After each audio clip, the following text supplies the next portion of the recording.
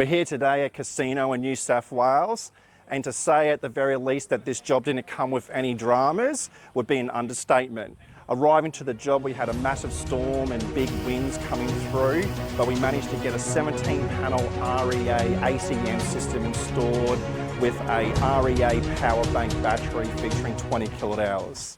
Let's go have a look inside and see what the boys have been up to.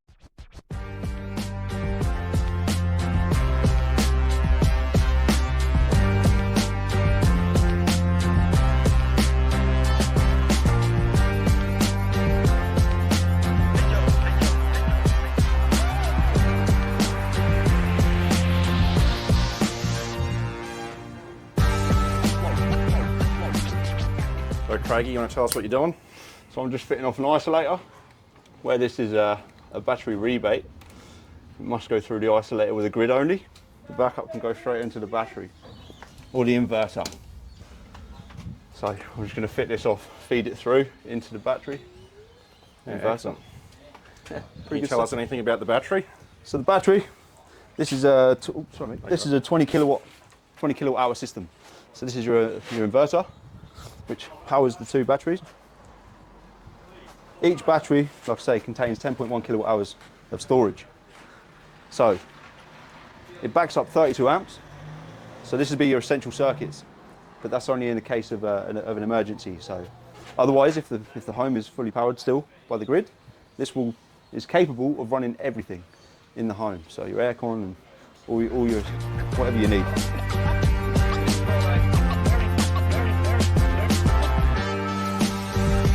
Okay, so another integral part of the system is the CT clamp. So that basically gives us all our online information. So it's very important that we have these facing the right direction.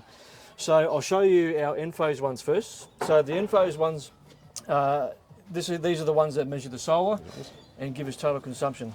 So we can see here, this is our two solar arrays coming down from the roof. So it's very important that the arrow faces towards the circuit breaker. So we can see here, cables going through to the circuit breaker, and same with the house consumption. So off the load side of the main meter, we've got the arrow facing towards the main switch. So that's the ones with the end phase. Now if you have three phase, it'll obviously be times by 3. Now with our REA battery power banks, exactly the same as well. So we have a consumption meter. Now the advantage with these, they're actually marked grid CT on there, so it'd be very hard to get it mixed up. And then this cable goes all the way back to our REA PowerBank battery. So it's just a matter of basically running this cable all the way back to the battery, click it on, and the arrow has to go the same direction. So we can see their grid towards the main switch, and we've got our solar one here as well. So we can see our PV arrow goes that way towards the solar array. I'll just plug that in.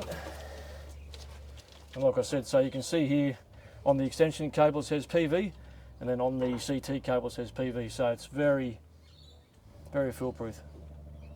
So there's CT clamps for solar and consumption on end phase, and then the same on the battery. That is correct. Yep, and that's it. Excellent, thanks, bud.